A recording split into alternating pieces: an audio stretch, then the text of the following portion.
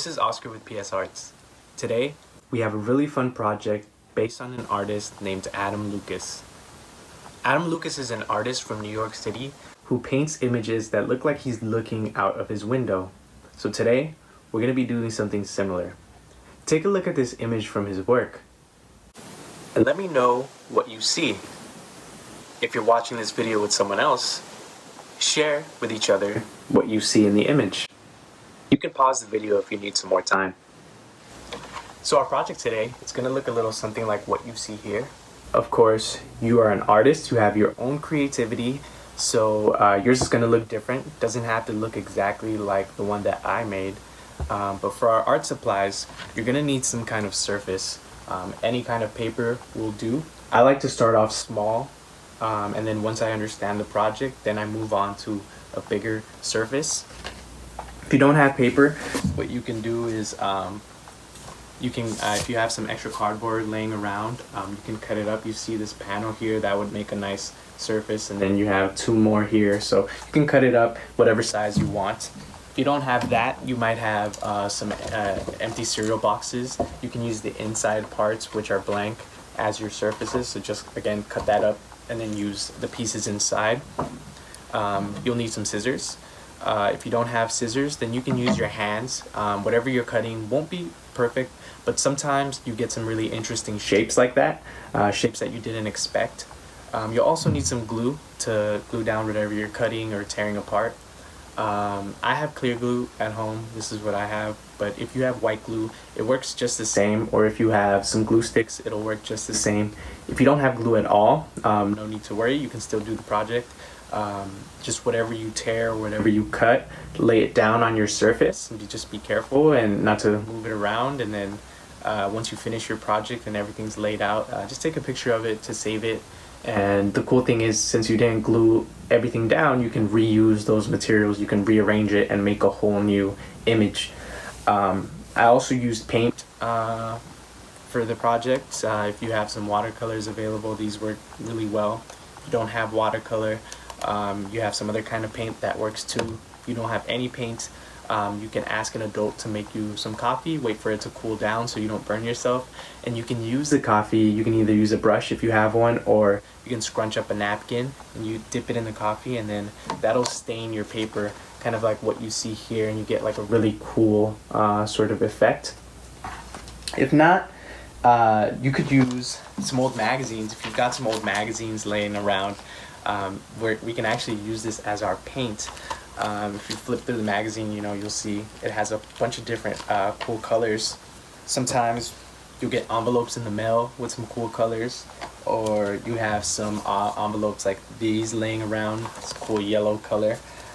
So we can cut that up, glue it onto our paper, and that can be our paint. We're collaging onto our surface.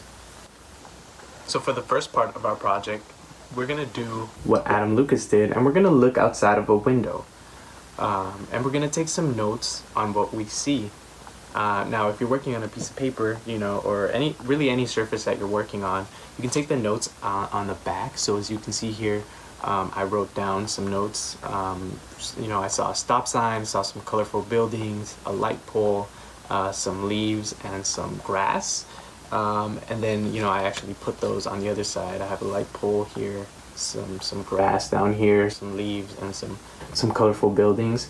Now, the reason we're doing this is because our image doesn't have to be exactly what we see outside of our window. As you can see with Adam Lucas's images, not exactly what he sees outside of his window. It's an abstract version of what he sees. It's not realistic, right? So it doesn't really matter how you're positioned. You see, leaves don't always look like this, right? So, you know, if you don't want to look out of a window, you could do maybe your living room or your bedroom. Artists have painted their bedrooms for a long time. Take a look at this Van Gogh image. It's a very, very famous image that he painted of his bedroom. So artists have been doing that for a long time, and you can do the same if you want to. So you have the choice. Maybe you want to paint whatever you have outside, or maybe you just want to make an image of what is inside of wherever you are working. So for our first step, take those notes, And then once you're done with that, you're gonna want to work with your surface, and you're gonna want to make your background. So for this one, I stained it with some coffee to make this nice sort of orange background. But what you could also do is you can lay down your surface on top of, you know, an envelope like this and trace it.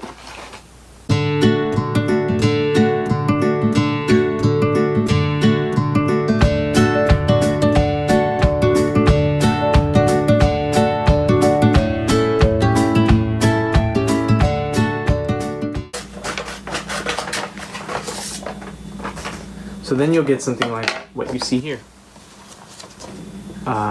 You'll get something like what you see here, and then you have your background. All you have to do is, you know, glue it on top, and you've got yourself a nice yellow background. You can use whatever color you want. If you don't have a big solid piece like this one, you know, you can make a collage out of you know, this got some nice blues here. So what we're doing is we're making our background. So, you know, think about what kind of mood you want to set for your image. You know, a yellow will give you a nice warm sort of sunny kind of mood. A blue will give you a nice sort of cooler kind of mood. So you can cut out some of these pieces and just glue a bunch of them on top of your surface, and that will sort of make your background. You know, sometimes you'll have images of skies with some clouds in it, so you can use this, cut it up, and glue it on top. So for the next step, what I like to do is I like to make the window. And I like to make a classic window with the letter T in the middle, so it splits up into 4 sides. I just like how that looks. But not all windows look like that. Some windows just have a border around the edges. So you can make yours that way also. But I think this is really interesting. So I'm doing it in marker so that you can see better, but you might want to start off by doing it with a pencil. That way, if you don't like it, you can redo it. See, so this is my window now. I've got these 4 different sections that I'm working in, and you know, things don't have to stay in these sections. They can cross over, but it gives me a good idea of how to divide my paper. So next up, for our next step, what we want to do is we actually want to start adding our images onto our paper. So remember those notes that you took? Now we're going to start making those things. So one of the first things that I wrote down was a stop sign. So what you can do is you can draw a stop sign if you want to. I want to put my stop sign, I want to put it up here.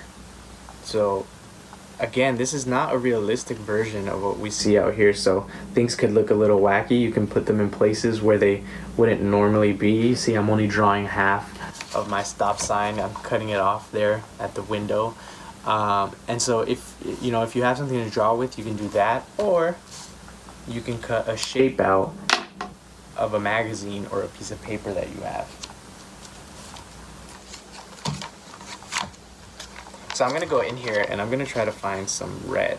So actually, you know, right away, I opened it up and I found this cool red circle that kind of reminds me of a stop sign because it's got some white lettering in there, and it's just a red circle. So I'm gonna go ahead and cut that out, and I'm gonna use that as my stop sign.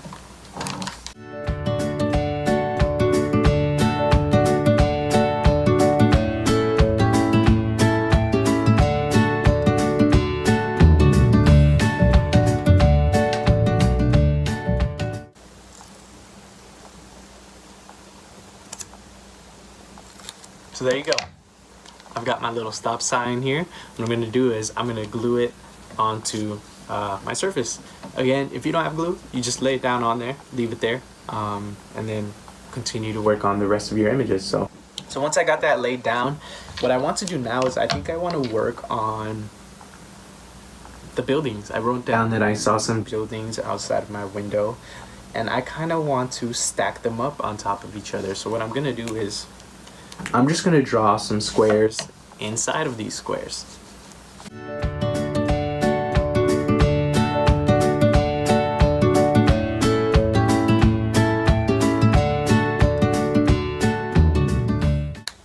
So I did 3 different buildings. Now, again, if you don't have something to draw with, or maybe you just don't want to do it this way, you can do the same thing that we did with our stop sign. You can look inside your magazine.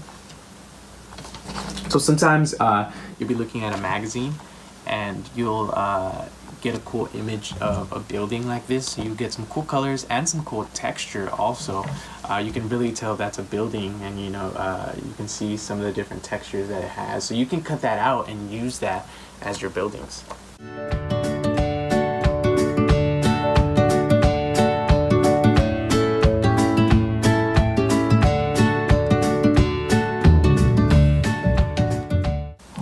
So once you have your cutouts, you're going to lay them on your paper. You can choose to glue them down, and you're just going to be repeating what you did with all the different images that you wrote down on the back of your paper. If you wrote down a light pole, if you wrote down maybe you saw a dog walking by or some grass, you're going to repeat that, using any kind of material that you have available for you. You can see here I had this old box of soap. And I used it to cut some shapes out of it, and I used that as my grass. Of course, if you have paint, you can paint it, but you can use this as well.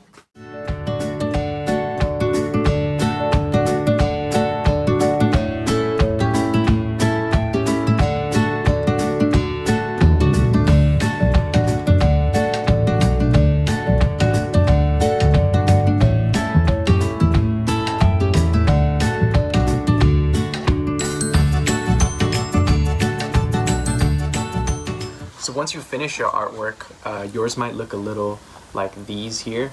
I use some different techniques in each of them. So for this one, as you can see, I chose to draw my buildings with some oil pastel. If you've got some crayons or some colored pencils or some markers, you can choose to do it this way.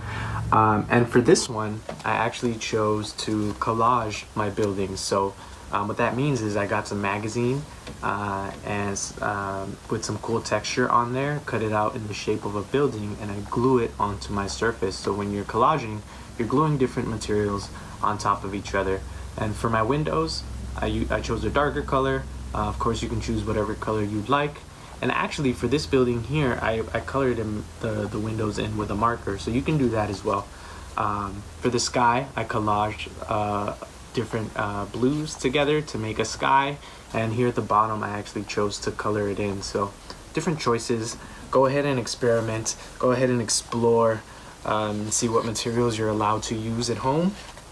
Some of the best artwork sometimes can come from unexpected materials and unexpected techniques. So innovation is definitely a good skill to have as an artist.